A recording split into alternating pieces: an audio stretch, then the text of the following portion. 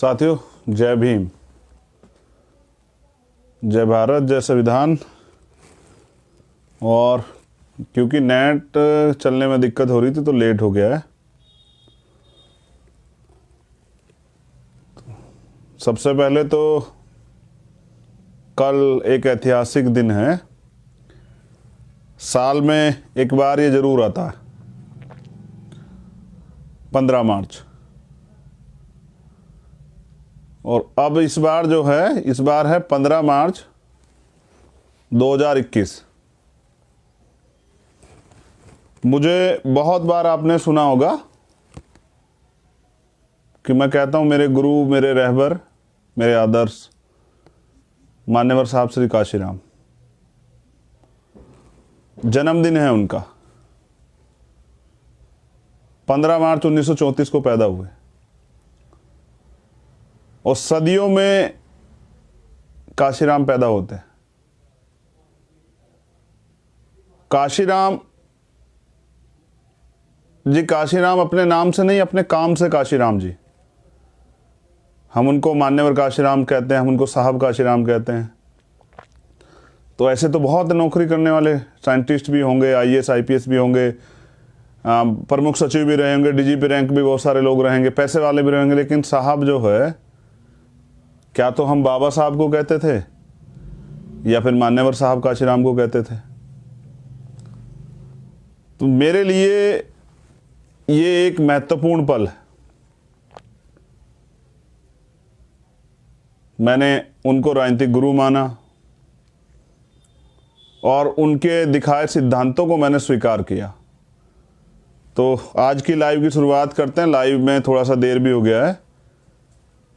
करुणा के सागर तथागत गौतम बुद्ध, संत श्रोमणी सतगुरु रविदास जी महाराज, भगवान वाल्मीकि महाराज, गुरु नानक देव, संत कबीर, गुरु घासीदास जी महाराज, गुरु नारायण स्वामी, संत गाडगे जी महाराज, पेरियर रामानायकर स्वामी, पेरियर लल्लई यादव, बिरसा मुंडा, राष्ट्रपिता ज्योतिबा फूले, माँ सावित्रीबाई फूले, माँ फातिमा शेख, छत्रपति साहू जी महाराज, शिवाजी महाराज, जननायक कपूरी ठाकुर, बाबू जगदेव प्रसाद कुशवाहा, परम पूजनीय विश्व रत्न बाबा साहब डॉक्टर भीमराव अंबेडकर, मान्यवर दीना भाना वाल्मीकि साहब, सर छोटू राम, चौधरी चरण सिंह जी, और मेरे रहबर, मेरे गुरु, मेरे आदर्श मान्यवर साहब श्री काशीराम जी को नमन करते हुए देश के अमर शहीद, शहीद करतार सिंह सराभा, शहीद सरदार भगत सिंह, शहीद उधम सिंह, अपने सभी महापुरुषों को नमन करते हुए मैं शुरुआत करता हूं इसके लाइव की। और मैंने उत्तर प्रदेश के लिए स्पेशल कहा कि उत्तर प्रदेश के लिए स्पेशल है। कल उत्तर प्रदेश के अंदर जिला लेवल पे हम लोग भीम आर्मी और आज़ाद समाज पार्टी के लोग संयुक्त रूप से मान्यवर साहब श्री काशीराम जी की जयंती और आज़ाद समाज पार्टी का प्रथम स्थापना दिवस मना रहे हैं। और उसकी संध्या से पहले मेरा संदेश आपके लिए जो जरूरी था, और यही माध्यम है। कल तो बहुत सारे नेता टीवी के माध्यम से बोलेंगे, लेकिन मेरा तो टीवी संचार का माध्यम, आप तक पहुंचने का माध्यम, गांव-गांव तक यही है। और मुझे लगता है कि मुझे इस मूवमेंट से जुड़े, बहुजन मूवमेंट से जुड़े सभी लोगों को तक अपनी बात पहुंचानी चाहिए। तो पूरे देश से जुड़े हुए लोग भी इसको सुन रहे होंगे, तो सभी प्रदेश कार्यालयों पे भी पीडीएफ द्वारा ये पहुंचा दिया गया है और मैं चाहता हूं आप इसको पढ़ें। परिवर्तन, सामाजिक परिवर्तन, आर्थिक मुक्ति का आंदोलन, सत्ता परिवर्तन के लिए नहीं, व्यवस्था परिवर्तन के लिए। और बाबा साहब अम्बेडकर ने भी कहा और काशीराम साहब ने कहा, जब तक तीसरी शक्ति का निर्माण नहीं होगा, हम किसी विचारधारा के, जो विचारधारा पहले से थी, जिन्होंने गैर बराबरी को बढ़ावा दिया, उनके साथ खड़े होके या उनके जैसी बातें करके अपनी मूवमेंट नहीं चला सकते हैं। हम पे सिद्धांत है अपने महापुरुषों के, और जरूरी नहीं आप सबको सहमत कर पाएं, लेकिन आप सच्चाई की बात तो रखेंगे। वो जरूरी नहीं सबको अच्छे लगे। तो मैं आज के लाइव की शुरुआत करता हूं और ये प्रतिज्ञा पत्र हम लोगों ने बनाया है, क्योंकि बाबा साहब अम्बेडकर ने कहा कि 21वीं सदी हमारी होगी, और ये प्रतिज्ञा पत्र है 2022 के लिए, और पढ़ मैं इसको 2021 में रहा हूं, और 22 प्रतिज्ञाएं बुद्ध धम्म की हैं,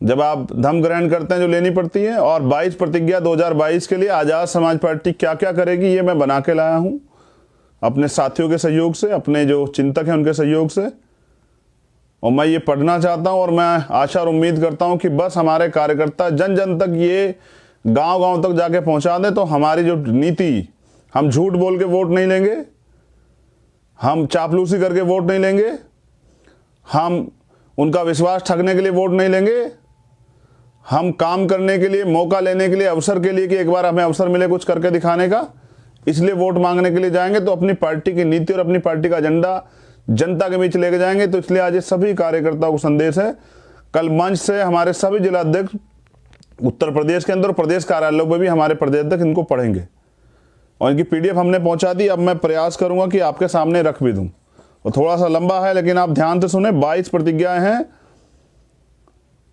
और समझिए कि गुलामी से मुक्ति के लिए है, जैसे धम्म में है ना, गुलामी से मुक्ति के लिए, परिवर्तन के जीवन के लिए ये प्रतिज्ञाएं हैं। और मैं पढ़ देता हूं आपके सामने। आजाद समाज पार्टी काशीराम, आदरणीय भाइयों बहनों, माताओं बुजुर्गों, आजाद समाज पार्टी मजदूरों तथा किसानों व महिलाओं के ऊपर हो रहे अत्याचार, शोषण, व्याभिचार तथा वर्तमान भाजपा सरकार जनहित विरोधी कानून बनाकर किसान, मजदूर व अल्पसंख्यक समाज को दमन के विभिन्न तरीके अपनाकर समाज के इन वर्गों का विकास की मुख्य धारा से अलग करके दमन के विभिन्न तरीके अपनाकर समाज के इन वर्गों को मजबूर व लाचार बना देना चाहती है। साथियों, आजाद समाज पार्टी न केवल एक राजनीतिक पार्टी बल्कि वंचित समाज में जन्मे महापुरुषों के सामाजिक परिवर्तन, आर्थिक मुक्ति और स्वाभिमान के सपनों को साकार करने का एक आंदोलन है। महापुरुषों के मिशन को जिंदा रखने के लिए राष्ट्रव्यापी संगठन के निर्माण हेतु, जिसमें संगठन सर्वोच्च हो, संपूर्ण भारत में भ्रमण व संपर्क के पश्चात समाज के चिंतनशील बुद्धिजीवियों के विचार विमर्श के द्वारा महापुरुषों के आंदोलन व हक वंचित समाज का अस्तित्व बचाने के लिए परिवारवाद से मुक्त, लोकतंत्र से युक्त, संगठनात्मक जोश से लबरेज नई पीढ़ी के युवा नेतृत्व को उभारने के लिए, व्यवस्था परिवर्तन के लिए समर्पित आजाद समाज पार्टी मान्यवर काशीराम साहब के जन्म दिवस 15 मार्च 1920 को स्थापना की, ताकि देश के साधन, संसाधन, उद्योग, व्यापार के साथ सरकारी और प्राइवेट सेक्टर की नौकरी आदि सभी क्षेत्रों में उपेक्षित और वंचित वर्गों को इस देश में हिस्सेदारी मिल सके। अर्थात OBC का 52%, SC ST का 30%, अल्पसंख्यक समाज का 18% हिस्से के साथ हक वंचित वर्गों की सामाजिक आज़ादी, आर्थिक मुक्ति और राजनीतिक पहचान को इस देश में सुनिश्चित किया जा सके। आजाद समाज पार्टी ये प्रतिज्ञा लेकर जनता के बीच आई है कि आजाद समाज पार्टी की सरकार आने पर इन प्रतिज्ञा को पूरा किया जाएगा, अन्यथा विपक्ष में रहकर जनहित के मुद्दों के लिए लगातार संघर्ष में आंदोलन किया जाएगा। ये है हमारी प्रतिज्ञा है, और अब मैं उनकी शुरुआत करूंगा, लेकिन उससे पहले बता दूं कि बाबा साहब अम्बेडकर कहते थे कि लोकतंत्र में सत्ता से ज्यादा अहम भूमिका होती है विपक्ष की। डरा हुआ पत्रकार और सोया हुआ विपक्ष लोकतंत्र के लिए हानिकारक होते हैं। और बस आप ये याद रखिए, मैं कुछ नहीं कहता। जो लोग आपसे तमाम तरह की चीज़ों पे वोट लेते हैं और कहते हैं कि नहीं हम मिशन मूवमेंट का काम कर रहे हैं, तो पूरे 5 साल जब आपके अधिकार छीनते हैं, जब आप पे अन्याय अत्याचार होता है, जब आप पे जुर्म जाती होती है, जब आपकी खाल उधेड़ी जाती है, जब आपके साथ मॉब लिंचिंग होती है, जब जाति धर्म के नाम पे हत्याएं होती हैं, गाय के नाम पे हत्याएं होती हैं, जब आरक्षण पे हमला होता है, जब SC ST एक्ट पे हमला होता है, जब रोज बहन बेटियों के साथ दुराचार, व्याभिचार, अत्याचार, शोषण, हत्याएं होती हैं, कौन होता है वो जो आपकी लड़ाई लड़ता है?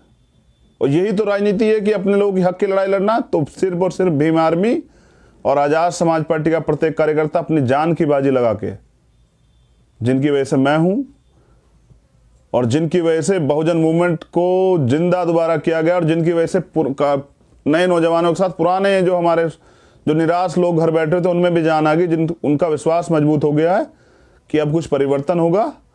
तो यही राजनीति है विपक्ष की, और विपक्षी भूमिका अदा कर रही है भीम आर्मी आज़ाद समाज पार्टी। तो मैं प्रतिज्ञाएं पढ़ता हूं और आपसे चाहता हूं कि आप इस पे, हमारे कार्यकर्ता तो इनको रट लें, अपने दिमाग में बिठा लें, ये कैडर है आपका, और इसको लेके जाना आपको जनता के बीच। और जो तमाम विचारक और बुद्धिजीवी इसको पढ़ेंगे तो उनको पता लग जाएगा कि हम पे क्या एजेंडे हैं, किन एजेंडों पे हम काम करना चाहते हैं। ये आपको मेन स्ट्रीम मीडिया नहीं दिखाएगा, ये दिखाएगा आपको आपका सोशल मीडिया, और यही बाद में वीडियो के रूप में हमारे बहुजन चैनल जो हैं वो उठाकर बनाएंगे वीडियो, और आप लोग आराम से सुनना। और कार्यकर्ताओं के पास तो मैंने भेज दिए, जिला अध्यक्षों के पास PDF, वहां से वो उसको पढ़े भी और जनता के बीच कल जरूर पढ़ के सुनाएं। किसी भी सरकारी, गैर सरकारी एवं मजदूर की ड्यूटी के दौरान मौत होने पर उसके परिवार को 1 करोड़ रुपए का मुआवजा तथा उसके परिवार के एक सदस्य को उसकी योग्यता अनुसार सरकारी नौकरी दी जाएगी। और ये कब? जब आजाद समाज पार्टी की सरकार आएगी। दूसरी प्रतिज्ञा, राष्ट्रपति है मजदूर की संतान, शिक्षा हो सबको एक समान सिद्धांत के तहत समान एवं अनिवार्य शिक्षा, जिसमें सभी के लिए समान पाठ्यक्रम, समान माध्यम एवं समान मूल्यांकन प्रणाली एवं विशेष रूप से भारतीय संविधान के अध्ययन व अध्यापन को बढ़ावा दिया जाएगा। प्राकृतिक आपदाओं, कृषि में सूखा, बाढ़, ओलावृष्टि इत्यादि में किसानों के साथ साथ खेतों में काम करने वाले खेतिहर मजदूरों को भी क्षतिपूर्ति मुआवजा दिया जाएगा। समाज के कमजोर वर्गों तथा गरीबी रेखा से नीचे जीवन व्यतीत करने वाले परिवारों को मासिक 200 यूनिट बिजली, मुफ्त बिजली व फ्री चिकित्सा बीमा के साथ समाज के कमजोर वर्गों को रोटी, कपड़ा और मकान की समुचित व्यवस्था के लिए हम प्रतिबद्ध। प्रदेश में हर गरीब परिवार की लड़कियों को 12वीं तक मुफ्त शिक्षा, वजीफा तथा स्कूल कॉलेज तक आने जाने के लिए फ्री बस सेवा। जिन ग्रामीण इलाकों में, कस्बों में बस सेवा नहीं है, वहां स्कूल जाने वाली बच्चों के लिए मुफ्त साइकिल उपलब्ध कराने का काम करेंगे। और माइनर गर्ल एजुकेशन, छोटी बच्चों के लिए पढ़ाई की विशेष व्यवस्था करेंगे कि वो पढ़ें और अपने जीवन में को संपूर्ण करें, आगे बढ़ाएं अपने जीवन को, देश की तरक्की में अपनी भागीदारी करें महिलाएं और हमारी बहनें। कच्ची पक्की कॉलोनियां व ग्रामीण क्षेत्र के विकास के लिए सड़क, नाली, पानी व सीवर विकसित कर स्वच्छ व सुंदर वातावरण बनाया जाएगा। और बहुत सारे लोग तो इन्हीं की वजह से बीमार होकर मर जाते हैं। आजाद भारत के 70 साल बीत जाने पर प्रदेश में अभी भी 8-10% जनसंख्या झुग्गी झोपड़ी, फुटपाथ, रेलवे स्टेशन या फिर खुली छत के नीचे सोने के लिए मजबूर हैं। ऐसे लोगों के लिए सरकारी खर्च पर रैन बसेरा या फिर उनके लिए छोटे आवास की व्यवस्था करने का काम करेगी। मॉब लिंचिंग एक तरह की पराजित हिंसा है, उसमें शामिल अपराधियों को सख्त सजा का कानूनी प्रावधान के साथ अल्पसंख्यक समुदाय के विकास के लिए स्कूल, मदरसों का विशेष प्रावधान किया जाएगा तथा उनको चलाने के लिए NGO को ग्रांट देकर पिछड़े समुदाय को देश की मुख्य विकासधारा में शामिल करने का काम किया जाएगा। SC, ST, OBC के लिए उपबंध संवैधानिक आरक्षण व्यवस्था को जमीनी स्तर पर 100% लागू करने का काम किया जाएगा। आरक्षण को संविधान की 9वीं अनुसूची में डाला जाए तथा इन वर्गों के लिए निजी क्षेत्रों में कंपलसरी रूप से आरक्षण मिले, इसके लिए कठोर कानूनी प्रावधान किए जाएंगे। और प्रमोशन में रिजर्वेशन, इसको हम लोग लागू कराएंगे SC, ST, OBC सब लोगों के लिए, क्योंकि सुप्रीम कोर्ट का एक ऑर्डर आया था कि सरकार लागू कर सकती है, सरकार दे सकती है, लेकिन कोई सरकार नहीं दे रही है, तो आपकी अपनी सरकार देगी। इसलिए हमने ये मुद्दा रखा, बहुत अहम मुद्दा है, हमारे अधिकारी कर्मचारी परेशान हैं। ASP प्रदेश में सरकारी विभाग के अंतर्गत लाखों की संख्या में पड़े खाली पदों को सीधी भर्ती के द्वारा भरने का काम करेगी, जिसमें आरक्षण को सख्ती से लागू किया जाएगा। इसके साथ साथ बेरोजगार नौजवानों के लिए लघु उद्योग चलाने के लिए सस्ती दरों पर सरकारी बैंकों द्वारा लोन उपलब्ध कराकर उद्योग धंधे शुरू कराने का काम करेगी, जिससे अगले 5 सालों में प्रदेश में कोई भी बेरोजगार नहीं रहेगा। और ये नौजवानों के लिए है जो सुसाइड कर रहे हैं, जिनके परिवार परेशान है, उनको सरकार नौकरी नहीं दे रही। मुख्यमंत्री तो उत्तर प्रदेश के झूठे झूठे वो कर रहे हैं, उनका तो लेखपाल भी नेपाल भाग गया है। तो इसलिए जितने भी विभाग में खाली पद पड़े हैं बैकलॉग सारा भरा जाएगा चिन्हित करके, और नए नौकरियों का सृजन भी होगा। साथ ही निजीकरण को समाप्त करने के लिए हमारी सरकार प्रत्येक विभाग का सरलीकरण, सरकारीकरण करके उसमें योग्य व देश प्रेमी लोगों की भर्ती कर सरकारी विभागों द्वारा प्रदेश के चहुमुखी विकास के लिए काम करेगी, जिससे पूंजीवादी व्यवस्था को खत्म किया जा सके। और अभी आप देख रहे हैं कितने बड़े पैमाने पर निजीकरण किया जा रहा है। ये आरक्षण को खत्म करने का चोर दरवाजे से काम हो रहा है। और SC ST OBC के लोगों को कौन देगा नौकरी इतने गैर बराबरी के बावजूद जो अभी है देश में। सरकारी विभागों में लाखों की संख्या में काम कर रहे कच्चे कर्मचारियों को हमारी पार्टी की सरकार बनने के बाद उन्हें 3 महीने के अंदर अस्थायी व पक्की नौकरी देने का काम किया जाएगा। और ये मैंने वादा भी किया था गौतम बुद्ध नगर आंदोलन में कि जो जितने सफाई कर्मचारी हैं, संविदा कर्मचारी, उनको पक्की और सरकारी नौकरी हम लोग देंगे। ये मैंने वादा भी किया था और मैं इस वादे पे बिल्कुल तटस्थ हूँ, प्रतिबद्ध हूँ, संकल्पित हूँ। हम महिला सुरक्षा, महिला रोजगार प्लान लाकर महिलाओं को आत्मनिर्भर और स्वावलंबी बनाने का काम करेंगे। इसके साथ ही महिलाओं के लिए 30% आरक्षण सभी विभागों में लागू किया जाएगा। इतना ही नहीं, हमारी सरकार महिलाओं पर हो रहे अत्याचार को समाप्त करने के लिए पुलिस विभाग में 30% पदों पर महिला कर्मचारी की नियुक्ति करने का काम करेगी, जिससे कि वह स्वयं तथा अन्य महिला वर्ग की सुरक्षा कर सके। और उत्तर प्रदेश का हाल देखिए, आप देश का हाल देखिए, कोई सा प्रदेश हो, राजस्थान हो, उत्तर प्रदेश हो, मध्य प्रदेश हो, बिहार हो, छत्तीसगढ़ हो, हरियाणा हो, कहाँ आप देख लीजिए, बहन बेटियां बेबस हैं, घर से बाहर नहीं निकल सकती हैं, हत्याएं हो रही हैं, रेप हो रहा है, तो सुरक्षित माहौल ही नहीं है। और ये आंच किसके घर तक आ जाएगी आपको नहीं पता। इसलिए इस पे काम करना बहुत जरूरी है। किसानों को उनकी फसलों का उचित मूल्य तथा MSP लागू करने के लिए हमारी पार्टी की सरकार प्रदेश में किसानों के विकास हेतु कानून बनाएगी तथा मौजूदा सरकार द्वारा किसान विरोधी कानून का बहिष्कार करते हुए प्रदेश में से लागू नहीं होने देगी। और किसानों की मांग, किसान आंदोलन पे 100 से ज्यादा दिन हो गए, सरकार तो नहीं सुन रही है। तो सरकार अगर आपकी होती तो सुनती। इसलिए किसान भाइयों से मेरा अनुरोध है कि वो भी आजाद समाज पार्टी को समर्थन करें, मदद कराएं और किसानों की सभी मांगों पे हम लोग काम करेंगे, क्योंकि किसान देश का अन्नदाता है और वो देश की रीढ़ है। हम कमजोर नहीं होने देंगे किसानों को। हम उनके आंदोलन में भी साथ हैं और उनके लिए कानून भी बनाएंगे जब हमें अवसर मिलेगा। मुस्लिम समाज के लिए सच्चर कमेटी की रिपोर्ट पर तुरंत अमल होगा।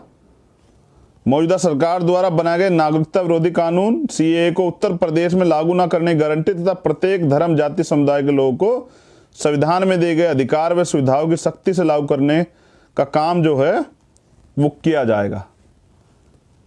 और पुलिस के प्रत्येक थाने में SC ST OBC अल्पसंख्यक महिला वर्ग से एक कर्मचारी की तैनाती की जाएगी, जिससे कि पुलिस स्तर पर हो रहे जातिवाद अत्याचार को समाप्त किया जाए। देश में जो भी पार्टी अडानी अंबानी की कंपनियों का राष्ट्रीयकरण करेगी, हमारी पार्टी ऐसे राजनीतिक दल का समर्थन करेगी। और अगर आप हमें अवसर देंगे तो समझिए कि कौड़ियों के दाम पे सरकार द्वारा उनको बेचे गई सरकारी सारी संपत्ति का राष्ट्रीयकरण होगा और वो देश के गरीबों में, वंचितों में, शोषितों में बांटी जाएगी। उच्च शिक्षा संस्थानों में स्वायत्तता घोषित करके वहां आरक्षण व्यवस्था को खत्म करने का षड्यंत्र सरकार कर रही है, उसे तत्काल रोका जाएगा तथा युवा प्रतिभाओं को निखारने के लिए विदेशी यूनिवर्सिटी में अध्ययन हेतु प्रतिवर्ष 10,000 छात्रों को अध्ययन हेतु सरकारी खर्च पर विदेश भेजने का कार्य करेंगे। और ये बहुत जरूरी काम है कि यहाँ का युवा पढ़ने के लिए विदेश में जाए और वहां से पढ़ के आके देश की तरक्की में हिस्सेदारी करे। बाबा साहब भी कहते थे कि गांव से निकल के शहर में आओ, शहर से निकल के राजधानियों में जाओ, राजधानी से निकल के विदेश में जाओ पढ़ने। और बाबा साहब विदेश पढ़ के आए, तभी तो बहुत कुछ सीखे। तो इसलिए इस पे जरूर काम होगा और इसमें वंचित वर्ग के लोगों को मौका जरूर दिया जाएगा, क्योंकि वो अपने, उनके परिवार जो है ना, अपना पेट काट काट के उनको पढ़ाने का काम करते हैं और अपनी कमाई का, ईमानदारी कमाई का एक बड़ा हिस्सा इसमें खर्च करते हैं। सफाई कर्मचारियों की संविदा व्यवस्था रद्द करके उनको पहले जैसी सरकारी नौकरी में लाया जाएगा। और ये मैं आपको पहले भी कमिटमेंट कर चुका हूं और इस पर मैं पूर्ण रूप से खरा उतरूंगा और ये हम करेंगे, क्योंकि सीवर में बहुत लोग जान जाते, कोई इन पे बात नहीं करता। OBC जातियों की जाति आधारित गिनती होनी चाहिए एवं मंडल कमीशन की सभी सिफारिशों को पूर्ण रूप से लागू होना चाहिए। इसके लिए हम संकल्पबद्ध हैं। और मान्यवर काशीराम साहब ने 45 दिन बोट क्लब पे धरना दिया और कहा कि मंडल कमीशन लागू करो वरना कुर्सी खाली करो। इसलिए ओबीसी की जाति आधारित जनगणना और मंडल कमीशन की सभी सिफारिश है। और मैं अपने ओबीसी भाइयों से कहना चाहता हूं कि अपने बच्चों के भविष्य के बारे में तो सोचिए। ये सरकार हमें जब भी हकदारी की बात करते हैं, हिस्सेदारी की बात करते हैं, अधिकारों की बात करते हैं तो धर्म में उलझा देती है। तो धर्म अपनी जगह सही है, लेकिन धर्म क्या आपके बच्चों का भविष्य बना देगा? क्या आपके पेट में रोटी पहुंचा देगा? क्या आपके किसानों के खेत का जो है काम खत्म कर देगा? तो इसके लिए तो अधिकार चाहिए।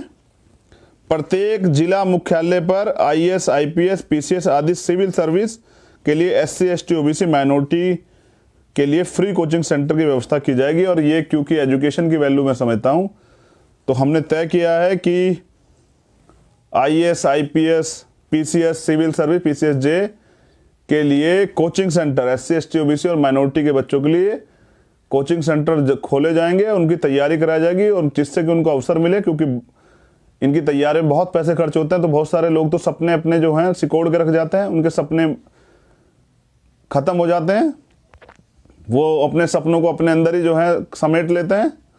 किसी नौजवान का सपना अब नहीं टूटेगा, उसको मौका मिलेगा, तो इसलिए किया जाएगा।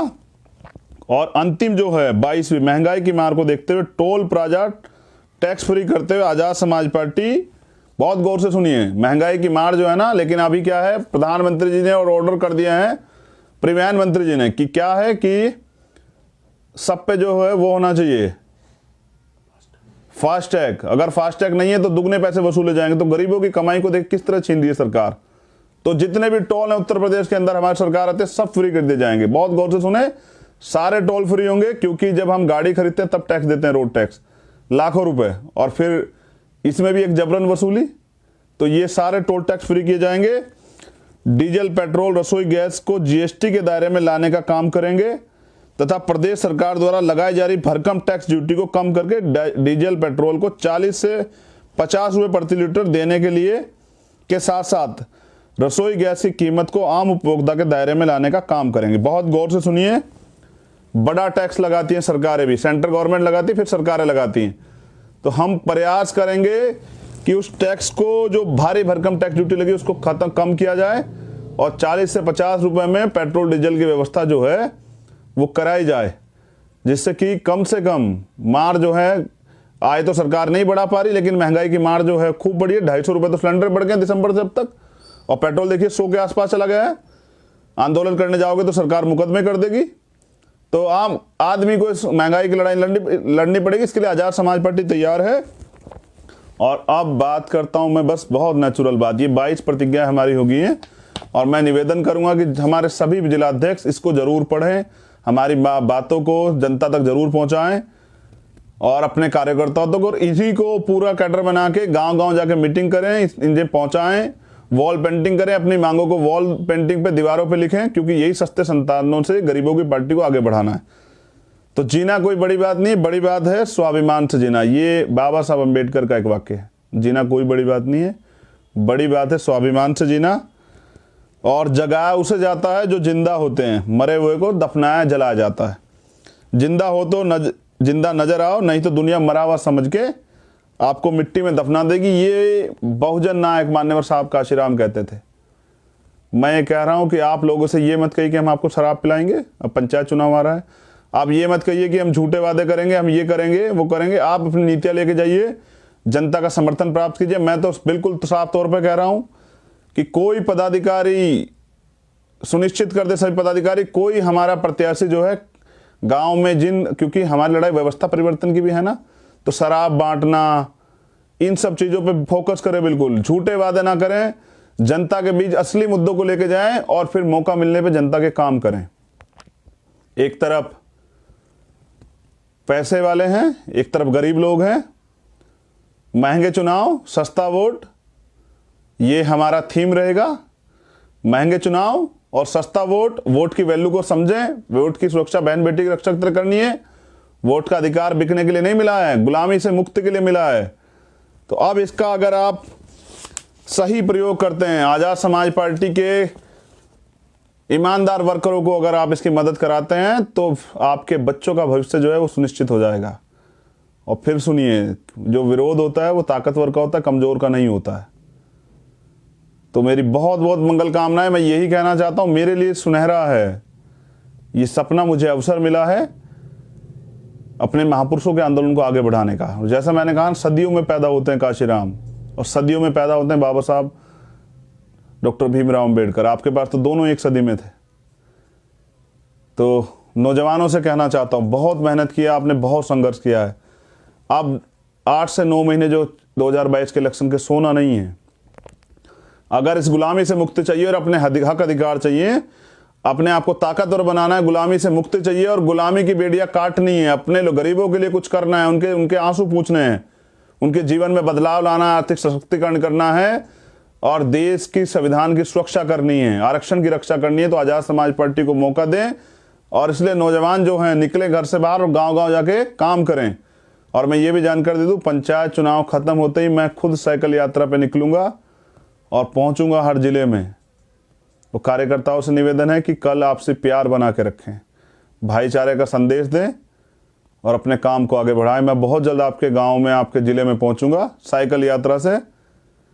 मैं इसीलिए तो हूं कि मैं अपने लहू का एक एक कतरा जो है लगा दूंगा अपने महापुरुषों के आंदोलन को आगे बढ़ाने के लिए। और वो नोट नहीं बना, याद है ना, जो आपके भाई को खरीद सके। मैं आपका नेता नहीं, मैं आपका बेटा हूँ, आपका भाई हूँ।